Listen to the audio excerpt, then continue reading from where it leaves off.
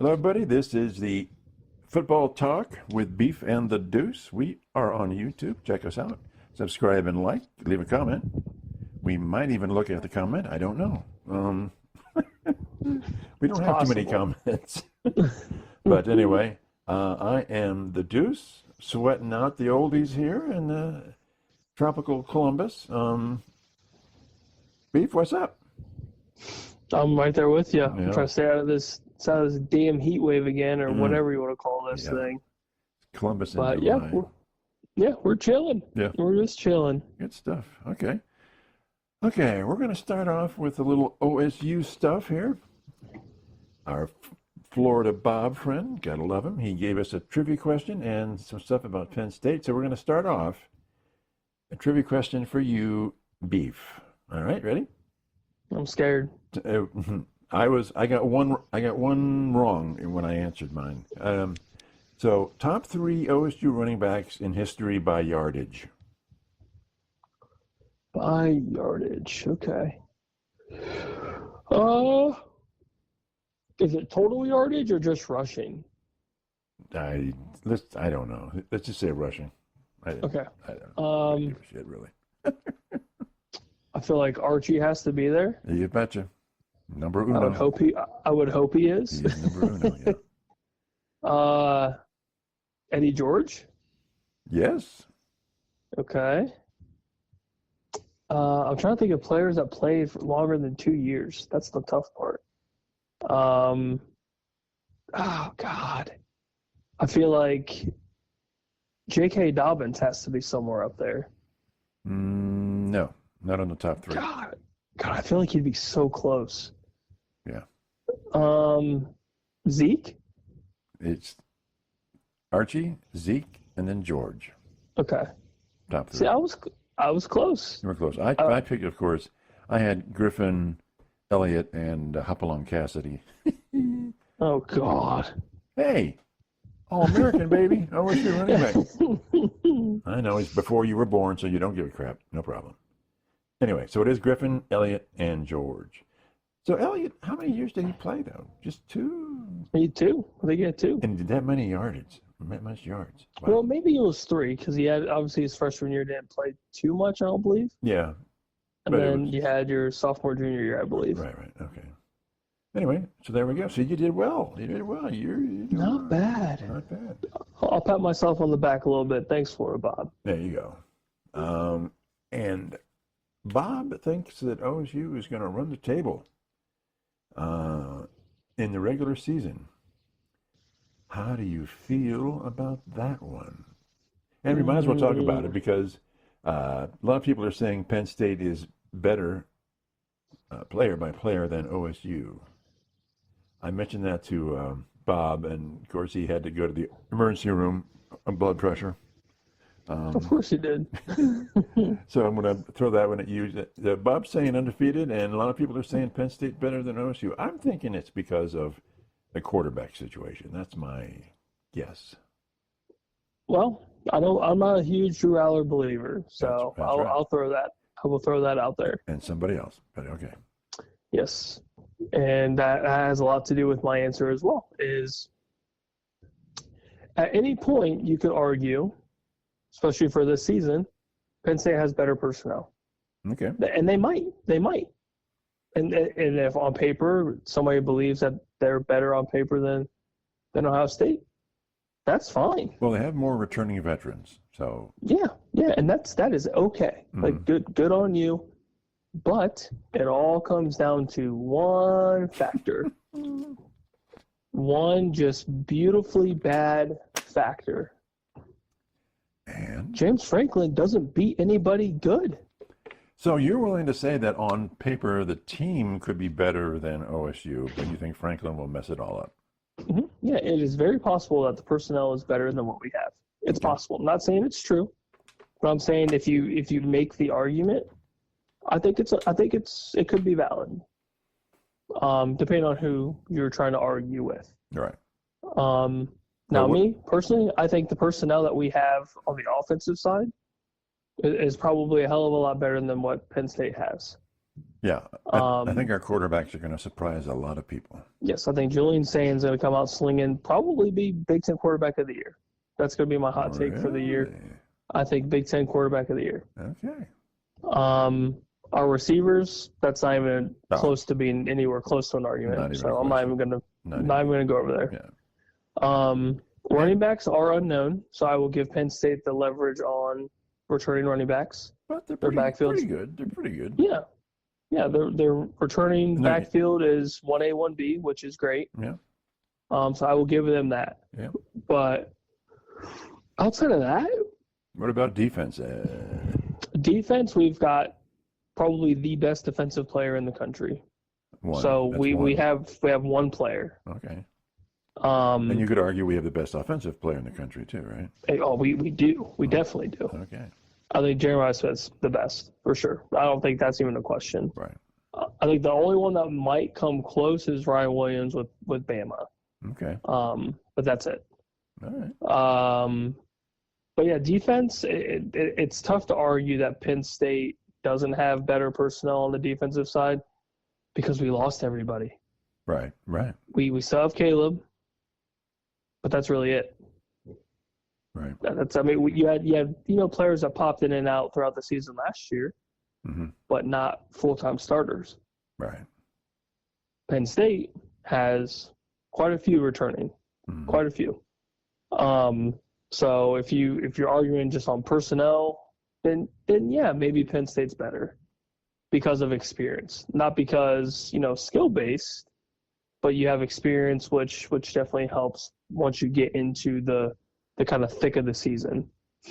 But as an overall team, I can't go with the argument that Penn State's better, and I don't think Penn State will have an overall better record than the Buckeyes. And I think I'm going to go with Bob.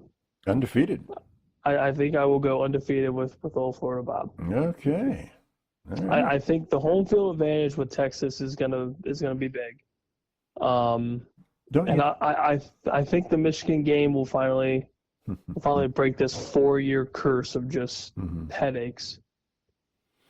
See, I think this Texas opening game is more important than people are giving it credit for, because I think it's going to be insanely important. Sets the tone even for Texas, right?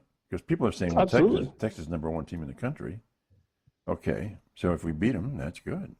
And absolutely. And it messes up the SEC. So. Yeah, they really think they're number one in the country, huh? Interesting. Well, a lot of people do. Interesting. You already know my stance. If you're the national champion, you're the best. You got to beat the best to be the best. They got Arch. That's sweet. We have Jeremiah Smith, the best offensive player in the country. But he's a Manning. He's a Manning, man. It's royalty. That's cool. It's royalty. Jeremiah Smith's being compared to being one of the best receivers that's ever walked on the face of this campus. Yeah. I'm not saying something. And he would have been the first overall pick in last year's draft. That's what's crazy. Yeah. That you would have had teams probably trading or just yard sailing their draft stock for years to come to get this kid. Yeah, the Browns would have given up everything. They even sold the stadium. The Browns gave up everything for Deshaun Watson. Ba-dum-bum. Okay. All right. So is that your final take on the Buckeyes? Yeah, I like the undefeated season. Okay. I do think the Texas game is going to ultimately probably be, I know you're going to hate this. It might ultimately be the most important game of the season. Because you're coming off the national championship win. Mm-hmm. You've lost 14 starters. Yeah. And you're already being considered as not the best team in the country already, which is insane to me. So why would I not agree with that? Why would I disagree? Well, because I know you like your old school, like Michigan's the most important game of the season. Yeah, well, and it's true. But to an extent, it's true. But that's its own game, right? It's its own thing. Yeah, I would say, you could kind of put that in its own separate box, bracket, box, whatever. Yeah. But yeah, I would say going into the season as the defending national champions, and you're going up against a team that you beat, going through your progression of the CFP, that's huge. I mean, that's massive. Yeah. At Big Noon, Yeah. in the shoe. In the shoe. Everybody and their sister's going to be at this game. Yeah. That's huge. I wish it was a night game, but, Hey, can't always get what we want, right? money talks. God, and there's a whole lot A whole lot of that going around. Goodness. So, okay. But if you live by the new reality of you can lose 2 games and get into the playoffs, whatever, right? Whatever.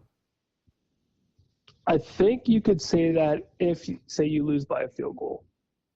You lose on, like, the last drive.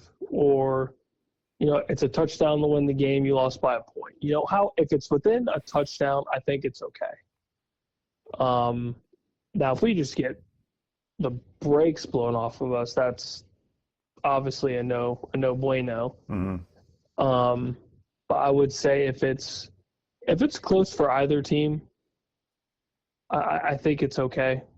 Then yeah, you could, as much as you don't want to say, oh, that loss is fine, it's okay. Mm-hmm. Because ultimately it's not, because you want to go in undefeated and prove you're the best team in the nation, and that's fine. Yeah. But if you lose by 3 points to what people are arguing as probably the best team in the nation in Texas, then that's okay. At least you know where you stand with a completely revamped offense, completely revamped defense with a new coordinator. I mean, there's just a lot going into this season that is new. Yeah. So yeah, if you lose by 3 to 6 points, okay. Like, does it suck? Of course it sucks. We want to win. Well, don't you? But at least you know. But at least you know where the team stands after week 1, and arguably the biggest game of the season. Yeah, I think internally for the Buckeyes, it's extremely important, but it's not so much important in the overall record of things. I mean, it's super important for the Buckeyes, and for Texas as well, but it's not as important in the overall making the playoffs thing. Oh no, because the strength of the schedule is tough. Mm. You still have big games throughout the season. They're going to help, especially if you win. Yep. And you get the buffer of being the defending national champions. Mm-hmm. And you're probably more than likely going to win the Big Ten. Mm-hmm. So yeah, I mean, if it works out the way that we believe it's going to, then yeah, if you lose to Texas, it stings, but it's not going to just wreck your season week 1. Yeah. To where like you think you have nothing to play for, which is kind of why I like the CFP model. Mm-hmm. It gives you kind of a buffer to schedule these massive games in the first 3-4 weeks of the season, Mm-hmm. and not pull this Bama BS where you're scheduling North Dakota Southern Polytech. Community College, Yeah. or whoever it may be, Yeah. Columbus State's backup volleyball squad. Who That's right. knows? Who are damn good, by the way. The goats. Yeah. Okay. So let's say, and this is theoretical, but I'm just throwing this out here. Okay. 2 years ago, Michigan won the national title. Yes, last year, Ohio State won the national title. What happens to college football if Penn State actually wins the national title this year? How does it change the orbits of the planets around the SEC and everybody else if 3 different Big Ten schools win back-to-back titles? Or even Michigan, or even Ohio State again. In other words, 3 Big Ten teams, 3 in a row, and really the SEC's not even around. That's it. They didn't even make the finals. Well, I feel like there's already a little bit of talk about the SEC not being the big brother anymore. And that's been kind of going on for the last couple of years. Oh, my God. You don't know what you're talking about. Have you listened to the SEC lately? Well, yeah, they're the best. They're the best. goats. They're the best. That everyone flocks down the SEC, and they want to play for the SEC, and the SEC wins this. But Mm-hmm. I didn't see an SEC school in the CFP championship last year. Yeah. Didn't see that. Yeah, indeed. And if I'm not mistaken, I don't think I saw an SEC school in the championship 2 years ago. Mm-hmm. So That's right. that's weird. It's super weird. And there's quite another Big Ten team that was in there. It's strange. Yeah. Very strange. Yeah. Now, again, I understand years prior, it was SEC all day. And we all know that. We're not ignorant to the fact that it was, strongly populated by SEC schools. Mm-hmm. But the last 2 years minimum, maybe even 3, it's been loud and proud Big Ten. Whether it's Michigan, whether it's Ohio State, regular season, it seems like it's Big Ten all over the place. But yeah, I think it's trending towards some there's very strong Big Ten teams, and then you had the merger with the west side of the country. Right. So it didn't do the SEC any favors, and if Oregon's going to continue to be solid, which I believe they will be, Michigan hopefully will kind of get out of whatever funk that they're dealing with. Yeah. And keep an eye out for Washington. If you consider it a funk, but what's your view on Washington? I don't know.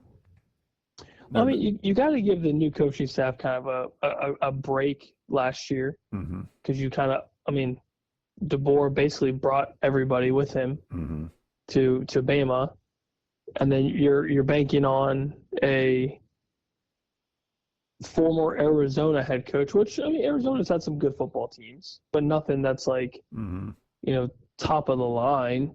So you're banking in on, I hate to put it this way, but kind of a lower middle tier coach up to the big boys, to the big stage in the Big Ten.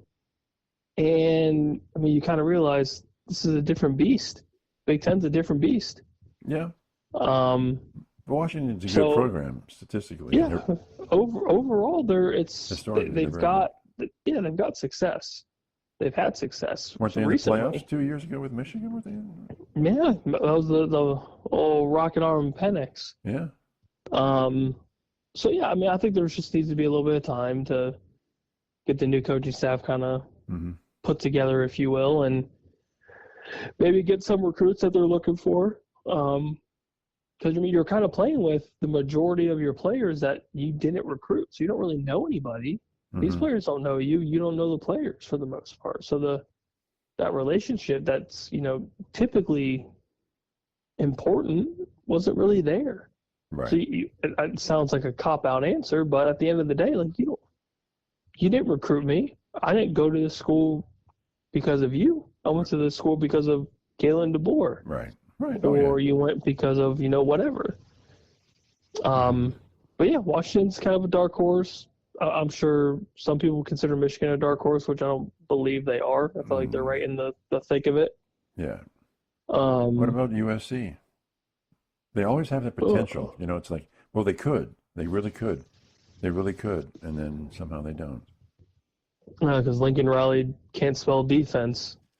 Well, that's kind of his downfall, is there's no defense, or the quarterback's not as good as what he thought, or the offense isn't as good as what he thought. But they didn't do terribly.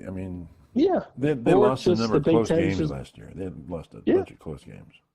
Yeah, and I think that's a lot of his downfall too, is when it comes into the clutch time, there's really not a clutch bone in anybody's body on that squad, whether it's players or coaching staff. Well, don't you think clutch, like the big play, the final play, the clutch play, and then I'm just throwing this out here because I'm just thinking, is a lot based on your defense? The defense is making that big play, that interception. Think of Ohio State last year. And if you don't have a lockdown defense, you're just not going to be in the market to win those games. Not, Yeah, I would say so. You can argue with it. You can argue. I'm just thinking. The big plays, it's how the defense plays. Of course, now if you're the offense, then you want the offense. But I don't know. I'd have to do some more research on that. But it seems like defense steps up. Or they don't. And like you said, the Buckeyes were basically the definition of that. Yeah. You had massive stops in the red zone throughout the entire CFP run.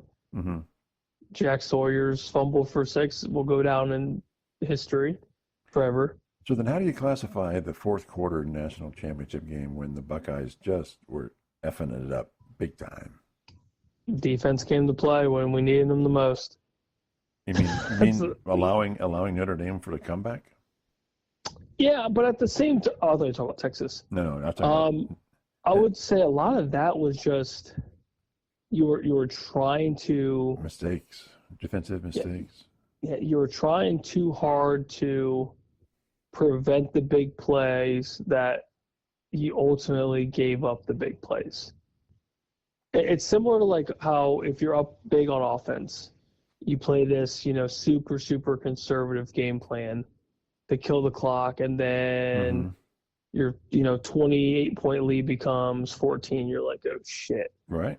It's a very similar mindset, I think, where it's you play, super soft coverage. You don't really, send any sort of pressure through the gaps. And then it just gets kind of like, we're getting pieced up. And Riley Leonard pieced us the hell up. Yeah. And because we played too conservative, we played too soft. A lot of secondary mistakes, though, penalties, and. Yes. So do you think that was a factor in Knowles saying bye-bye? I think Knowles wanted a solidified answer of, am I good here and I want paid more, sort of thing. I think it was a kind of a two-factor thing of he's looking for more money due to, winning a national championship, having arguably the best defense in the country, which is 100% fair. Absolutely 100% fair for him to do. Yeah. And Penn State was offering him good money. Right? Oh, yeah, Penn State was giving him buku money off the rip. No hesitation. Just here you go. And I think for him it was, I haven't really gotten an answer. And to Ryan Day and, OSU's credit, they're trying to celebrate a national championship. Just one. And, you're trying to live in the moment. And maybe that's an excuse, or maybe that was a real thing. But, yeah, if I'm Ryan Day, that's not insanely important right now. Right. Like, you're dealing with everything that comes with winning a national championship. Right. Outside of the celebration, you go on every late-night show, and you're doing all these interviews. Like, there's a lot going on. And you're still recruiting. And you're still doing your job. So, yeah, Knowles, I'm not giving you a set answer because I've got 15,000 things to worry about. Right. And I'd be curious if this is true or not, but I wonder if Ryan Day was just like, if you want to go, just go. I'll find somebody. Yeah, well, yeah. So I'm curious if that came up. That's one of my motivations for beating the crap out of Penn State. Is that would be. I know it's a bad idea. It's vengeance and it's bitterness, but I wanna beat Knowles. Vengeance is great. Okay. It's great, and I don't disagree. Okay. I don't disagree at all because it was. It was kind of shitty. It was in your face. It was bad form, I thought. Yeah, it looked bad because it was bad. You left on a sour note when Ryan Day just tells you you don't even need to come to the celebration. Right. And your entire coaching staff and personnel staff, players included, didn't clap for this dude during their celebration. Jim Knowles got mentioned or whatever, and there wasn't anything. So that tells me these dudes were already over it. Or at least Ryan Day or somebody gave him a heads up of like, this is happening sort of thing. Yeah, I'm sure. It is what it is. Yeah. It's a business. At the end of the day, he wanted more money. He got it somewhere else, but it wasn't an upgrade. If anything, you could consider it a downgrade. Yeah. I mean, yeah, I do. Look what the Buckeyes are pulling in and year out with recruits. You got 5 stars a dime a dozen. I mean, it's unheard of. Penn State gets their fair share, but I mean, you just left a national championship winning program to go to a head coach's program that's beaten one good team in the last 6-7+ years. Yeah. Yeah. It's bad. It's real bad. Yeah. Can't even complete a pass to your receivers in one of the biggest games of the season. It's unheard of. Yeah. Okay. There's a little left field question, but it's college football. So, have they decided to have this salary cap thing, or is that still being debated? The $20.5 million. I haven't seen anything solidified yet. Nothing yet. Because I'm wondering, okay, let's say they do that. Isn't that going to breed more under the table cheating like it used to be? Because they're going to do it. They're going to do it. Oh God, yeah. It would almost be. It would almost be wrong of somebody to not try to. Right. I mean, it's the good old days of college football. Here's the under the table money. Yeah, and they've been doing it for years, and nobody wants to, wholeheartedly admit it. Right. It's been this way forever. But yeah, I mean, I get they're trying to make everything fair, for the lower tier programs, and they try to give everybody a chance. But I mean, at the end of the day, a lot of this money is being funneled through alumni, and I mean, it could really come from anybody. Right. But when you're from prestigious programs or universities like Ohio State, Penn State, Michigan, LSU, Alabama, the big name schools, it's just how it's always been. Right. Whether you want to admit it or not, that's how it's always been. And this is just a way for, this fairness aspect to come through. And yeah, it might look fair, but it's never going to be fair. Right. Because at the end of the day, better players they're not going to want to go play in Wisconsin or Minnesota. Right. They want to play in Columbus, in Ann Arbor. Do you think it would be a better way to go if you want to have a salary cap for everything but football? And then, okay, here's your 20 million or here's your 15 million, whatever, for every sport but football. And then football is its own, like the NIL thing right now. I think that would be better. Because you're going to... Yeah, I mean, football brings in so much money, it's not even comparable to any other sport. Right. Because you're going to have to take away that 20 million from football. Exactly. Exactly. Yeah. I don't know. Interesting. That whole thing is interesting. Okay, let's go with... what's your big question for me then? Well, we're going to just veer to the left real quick, going into the NFL. Going to NFL time, yeah. And I think of this question, especially with the last couple of years, and with both of us being pretty big Joe Burrow believers, and I would say fans of Joe Burrow. Yeah, absolutely. It always gets to the point where you start seeing questions of teams starting off hot, is that good for them? Starting off slow, is that good for them? Blah, blah, blah, blah, blah. And it had me thinking about the Bengals. And can the Bengals, because last year they started off insanely slow. Lost close games, had a couple of bad losses, in between that.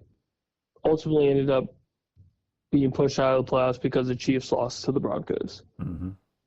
And Chiefs didn't play anybody starting-wise. It was just backups, and that was a given. So the Bengals and their slow start cost them a playoff berth with a squad that could have made some serious noise in the playoffs.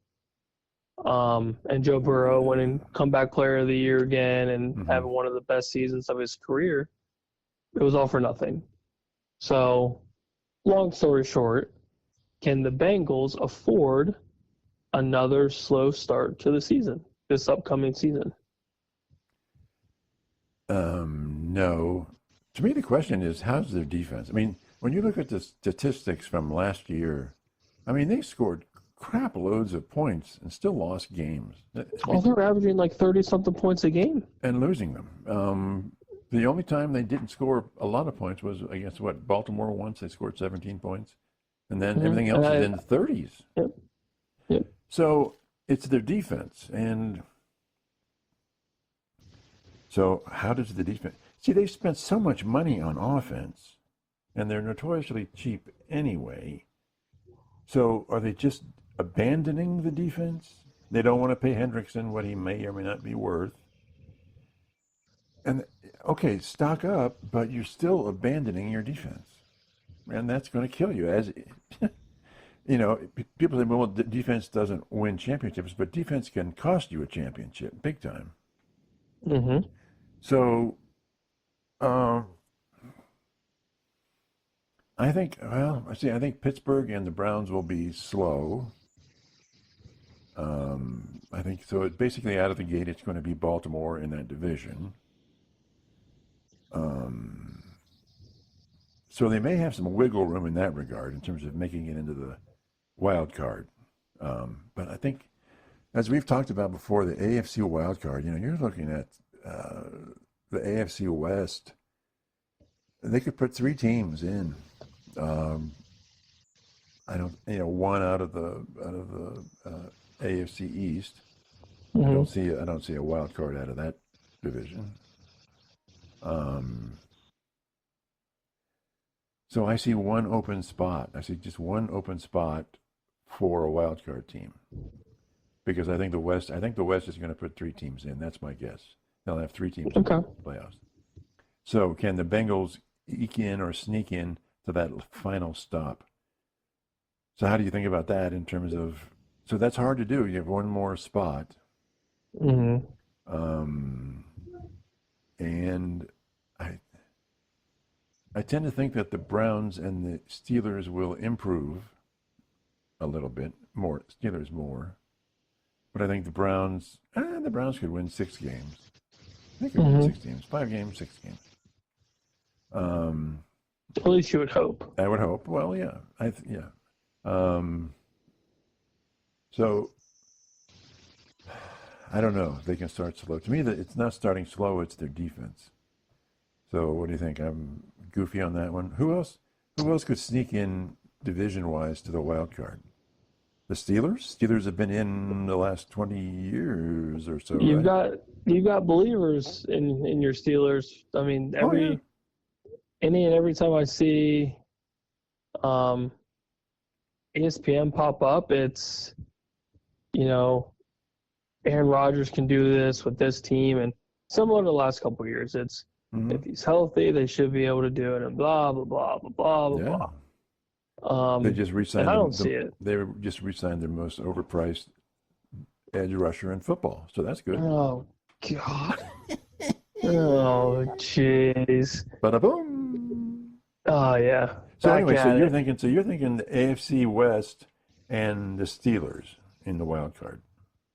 Oh, I do not think Steelers. I would say if my guess is for the West, you'll have the Chiefs, obviously. Mm-hmm. San Diego. And I think, I think out of the Chargers and the Broncos, it'll be the Chargers. So I think one out of and the I think West. the Broncos will lose out because of record. I think the Bengals will just have the better record if they don't win the North, which I believe the Bengals can win the North if they stay healthy. Even with that defense? I think even with and I think eventually the Hendrickson deal will get done. I know he's holding out or whatever. I think it'll get done. That's one guy. That's one guy. And they sucked with him last year. Yeah, they definitely did. But my guess is hopefully some of the rookies they brought in, secondary wise, will do something. Hopefully something, because they need something. Because last year they had nothing. Right. So there's already an improvement there. You have something. But it kind of seems like the NFL may possibly be turning into a little bit of more offensive heavy rather than defensive heavy. I think slowly that change is happening. You're seeing a lot more higher scoring games. Yeah. The rules are changing the rules for offense too. which I think is going to benefit the Bengals, because I think the Bengals have arguably one of the best offenses, if not the best offense in the league. And they keep getting outscored though. Yeah, and I think That's a I am hoping that the addition of some rookies on the defensive side, maybe they hit a diamond in the rough with a couple, because a lot of their issue was secondary. They were just getting burnt to a crisp on the outside. yeah. And so for that, I mean, you need to find at least a corner that is relatively decent at this rate, because last year they had nobody. Mm-hmm. So if they can figure out that issue, I think everything else is relatively okay. I think front sevens, it's fine. If you get Trey Henderson back there on the line, you're going to get double-digit sacks at a minimum, Mm-hmm. and that will help, I think, tremendously. It would help any team if you have double-digit sacks from one player. But yeah, I think the biggest issue with them was secondary. If they can get that figured out, you're going to give up points. That's just a given. But you can't give up 40-something points, it seems like, every single game. Yeah. Yeah. And I think that I believe that will get fixed, regardless of if it's personnel based or if it's scheme based, because I think they now have a new defensive coordinator. So maybe that does something. I would hope if you're bringing in somebody new that changes the defensive mindset, because last couple of years was atrocious, terrible. Mm-hmm. But I don't think the offense is going to change in a negative way. I think if anything, they're going to be better. Yeah. So I think overall they'll be fine. I can see them winning the North, and if that's the case, I mean, I don't see Baltimore not making the playoffs, whether they win the North or make it as a wild card. Okay. So I see those two records just being better than what the Broncos will have. I think the Chargers will be fine. Chiefs will be fine. Baltimore or Cincinnati in the wild card, one of the two. Mm-hmm. And then outside of that, I mean, maybe, just maybe, you see your boys, the Miami Dolphins, squeak into the wild card if they have a good record. My boys. What the heck are you talking about? That's all you. Okay. That's all you. But I would say that could be a wild card team. I could see if the Dolphins can keep two off the CTE list. You just won't give up on that team, will you? I'm always intrigued with what people say about them, because I don't think they can do it because of there's constant injuries all over the place. But their offense is so explosive when they're healthy. Like it's crazy fast. You got Jayden Waddle on one side, Tyreek Hill on the other side, Devon Achane in the backfield. It's crazy. So they can do it. It's just they just never do. They just never do. Yeah. They just never do. The writing is there. The potential is on paper every year, and it's just never there. So speaking of injuries, any more updates? Today, as we're recording this, Justin Fields was injured on the practice field, lower leg. He was carted off, but then apparently got off the cart and walked somewhere else, so he was actually under his own power. Do you know anything else at late date from him? It sounded like he just dislocated his toe. Oh, ouch. Which I'm not sure if it's the big toe or whatever toe. Either way, it's a messed up toe. Ouchie piggy on the foot. Yeah, but they can put that back in. And yeah, so he should be okay. Mm-hmm.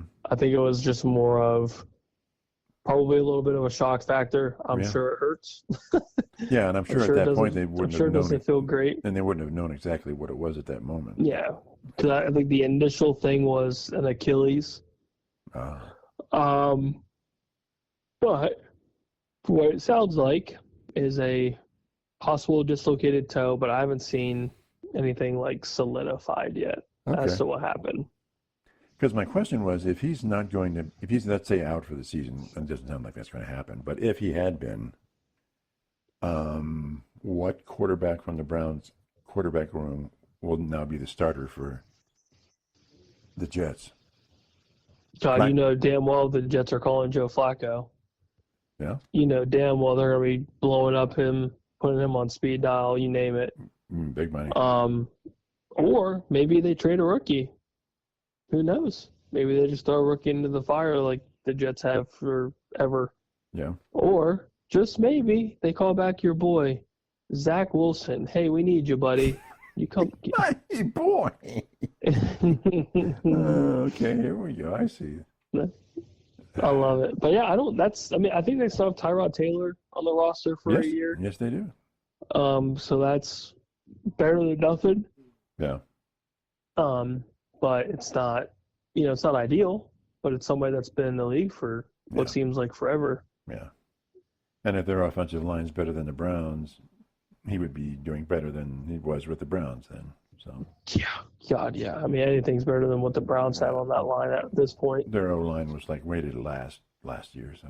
Whatever. Yeah, just absolute extra Swiss cheese. Multiple holes. Yeah, with stinky mold. Just bad, Okay, so you think so? Then, are you looking at the schedule for the Bengals? Why are you focusing on the slow start?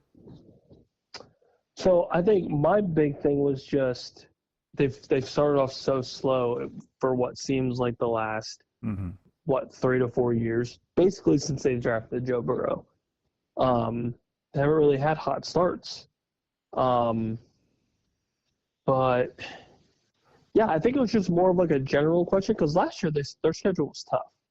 I mean, I think in the first 3 or 4 weeks you had Baltimore, Kansas City, and the list goes on just from those two. Yeah. But they lost those games very, very, very close. So I think my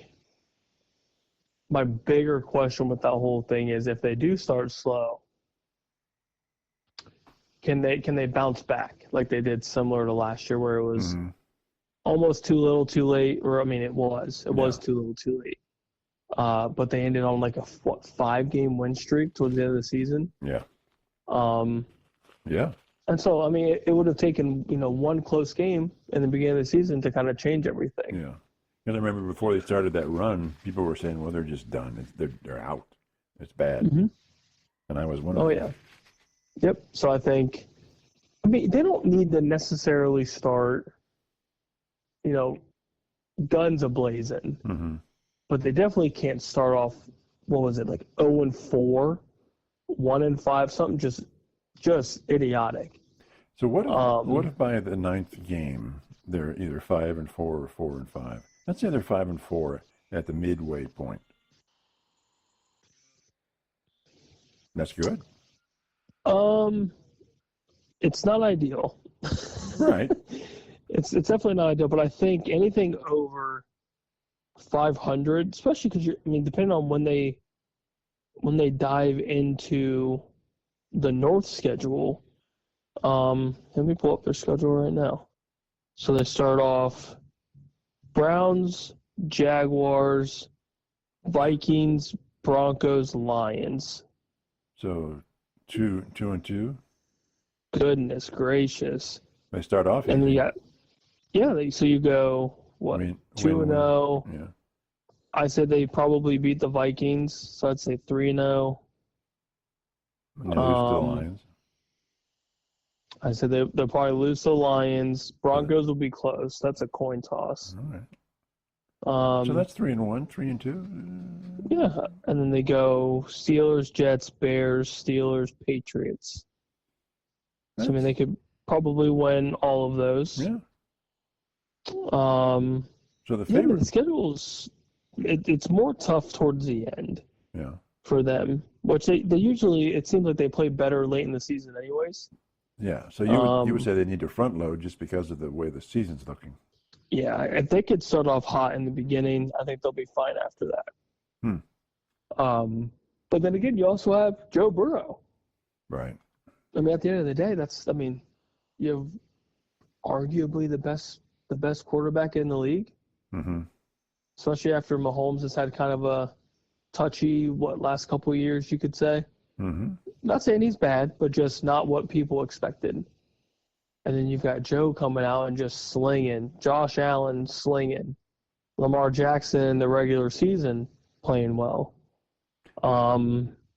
Jared Goff. We'll see with with the departure of Ben Johnson, but Jared Goff was sneakily a top 3, maybe even top 4 quarterback. Stat-wise, his stats were off the charts. Right. But yeah, I mean, for the Bengals, all you need is Joe Burrow healthy. He's some sort of wizard on the football field. I don't know how to explain it. Yeah, well, he's good. He's an elite. Yeah, he has, and arguably one of the best, if not the best, 1-2 punch on the outside. So you keep him healthy. The offensive line keeps him on his feet. If somebody were to tell me, if Joe Burrow stays healthy, everyone doesn't get hurt on the offensive side, defense is okay, that the Bengals could go 14-3, I'd believe you. Yeah, well, yeah, but the assumption is the defense there, though. I mean, Exactly. Yeah, but if you were to tell me this is just like lower middle tier of defense, so nothing special, right? But the offense stays healthy, and you say, yeah, would you take over under 14 wins? I would take the over. Because I believe in him and that offense like crazy. It's impressive. Okay, all right. How are you factoring in? See, I'm wondering if for Baltimore they're not saying to themselves, this might be our last big chance to get to the promised land. Maybe not. Maybe. What do you think about it? They may be extra motivated this year. I think they have 2 years to do it. Okay. They gave Derrick Henry his extension, which was rightfully deserved. And well, I mean, he would have what, two or 3 years with Derrick Henry left. So I think him alone is a big factor for their success because their rushing attack was probably the best that I've seen it since Lamar's been drafted. Even when they had a healthy J.K. Dobbins for a hot second, and Gus Edwards and that 1A 1B. This is probably the best their rushing attack is ever going to be, and that's what the Ravens and Harbaugh and their offensive attack prides themselves on, is having the best rushing attack in the league. And they've got it. They've got it right now. But once Derrick Henry's gone, what's that offense going to look like? So are they set to spoil the Bengals' hopes in the next 1 or 2 years? I think it's possible. I think if it's any team, it's going to be them. I don't see the Steelers anytime soon. I don't think anybody sees the Browns doing anything. Yeah. Unless a gift from God just comes straight down and into the city of Cleveland. Well, that's Joe Flacco, right? That's right. The guy, the savior. He's my guy. He's out here, boys. All right. But yeah, I think that's it. I think it's the Ravens in that division. I think everyone knows that. And the key for them to do anything, I think, is not necessarily Lamar. I think it's Derrick Henry. I think if Derrick Henry can keep doing what he's been doing his whole career, it opens up what Lamar can do. It opens up his rushing ability, his passing attack. Because and you saw in the games where Derrick Henry was, quote unquote limited, Lamar didn't really do much outside of, just basic numbers. And basic to him is like, 50, 60 rushing yards and 100 and something yards passing. Right. Which is, typically good, but for his standards, since he is a MVP of the league, you expect more. You expect better. What about their defense? I think their defense is going to be okay. Okay. I think Baltimore defense-wise is going to be a lot better than what we saw last year, because last year was very similar to Cincinnati. Just secondaries getting destroyed. Yeah. And that's how they lost a lot of their games. Yeah, there wasn't a ton of losses, but they were losing to teams that people were like, what? Yeah. Yep. And the Bengals losing close games because of, like I said, again, secondary issues. Yeah. But yeah, I think both teams will be fine. Okay. It will just be, just like you said, what defense is better? Does Cincinnati's get better? Does Baltimore's, or do they both just suck? Who knows? It's very possible either way. Yeah. So let's end on a golf note here. Your boy, Scotty. Talk to me about him here. I know you love him. He's your guy. It is a very impressive, I mean, at minimum 2 years of what he's done. You've got, 4 majors total in the last 3 years, Mm-hmm. 2 green jackets, and you're 1 major away from the career Grand Slam. Mm-hmm. And this is all before age 30. Mm-hmm. You haven't seen a run like that since Tiger. Mm-hmm. And if you compare the stats in the same time frame, Scotty's right there. He is right there with what Tiger's done. So he's going to maintain this level. I don't know if he can, because it's almost unheard of. Because you've got the goats of golf, Nicholas and Woods are the first 2 that usually come to mind for everybody. Absolutely, yeah. And you haven't really seen a run like that since. And Scotty's total score in majors is insane. He's in the 30-something under par in the majors. Mm-hmm. The next closest is Rory, and he's like teens, like 13 under. Right. And Scotty's like minus 37. That's unheard of. Mm-hmm. And the way he's doing it and the way he's handling it all, I think, is almost more impressive. Because at the end of the day, he doesn't he loves the game. But if he had to drop it, he wouldn't give a shit. He would drop it and be done. Mm-hmm. And all these other guys, they don't know when to hang it up. Right. You know, like professional football players, basketball players, they don't know when to hang it up. This guy's like, no, I'll hang it up whenever. I don't care. And I don't care about all the wins, all the trophies, whatever. Like that, he just plays the game. Come on, he's got to care about it. There's no question. He cares enough about it, I think, during the tournament.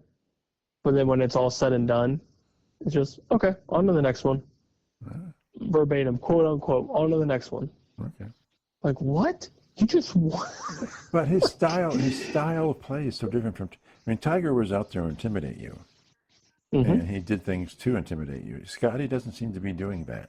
He's just he just plays the game as well as he is, and I think that's intimidating all on its own, because he's played so good for so long, and these last 2-3 years, that if you're paired up with him, you already know what's going to happen.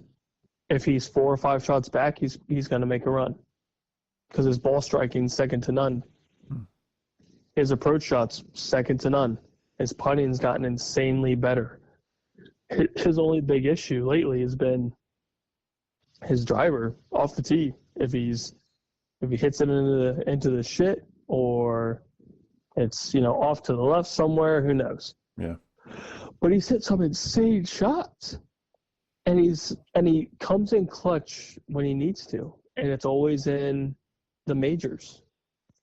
Like at one point, he wasn't even in the top whatever in the first couple of days of the Open, and then here comes Scotty. Yeah. Here he comes, just creeping, and then before you know it, nobody's even close to him. Yeah. I mean, it's the run he's on, how he's playing, the way he's playing, and you bring up the intimidation factor. I mean, everyone knows. Everyone knows what's going to happen or what could happen, and that alone is intimidating.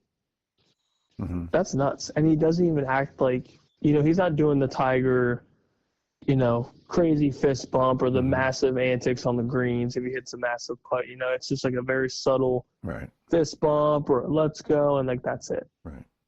And he just goes and plays the game. And you gotta think his caddy, old Teddy. If it wasn't for him, Scotty's nothing.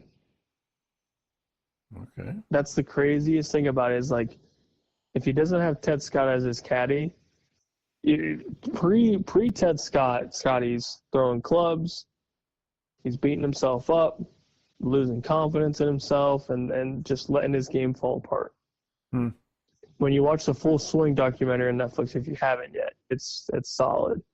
Ted Scott says when Scotty called me to be his caddy, I asked him one question. Basically, like, will you listen to me?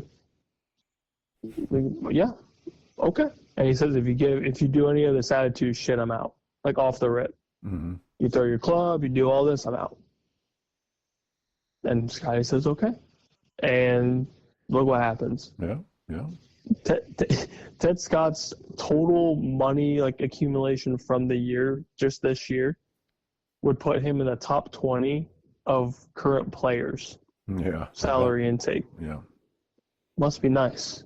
So do they operate on the salary and then bonuses with the wins and stuff? How does that work? I think it depends on who the golfer is. I think they can dictate like how much they pay, like percentage wise. I don't think it's like a set percentage. Right.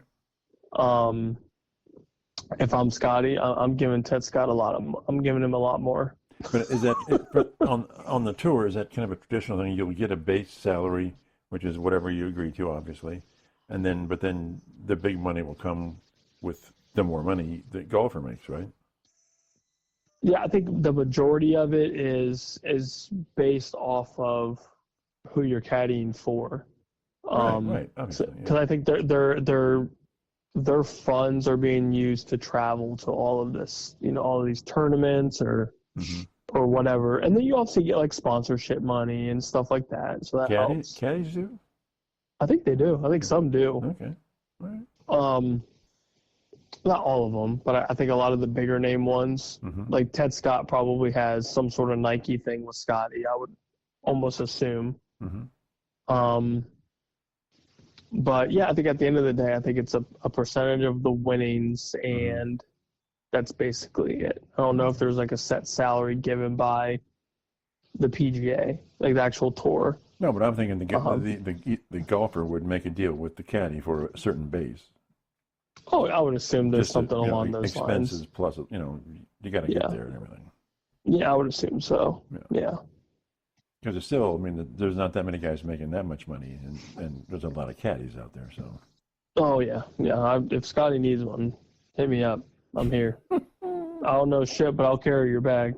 Yeah, and you're darn sure he shouldn't listen to you. Yeah, I'll make a damn good sandwich for you. That's about all I got. There you go. All right. On that note, we are done. And then next time we'll talk about more stuff. And that's about it. Again, subscribe, like us, and also check us out on X, Beef and the Deuce Podcast. See you later. Bye.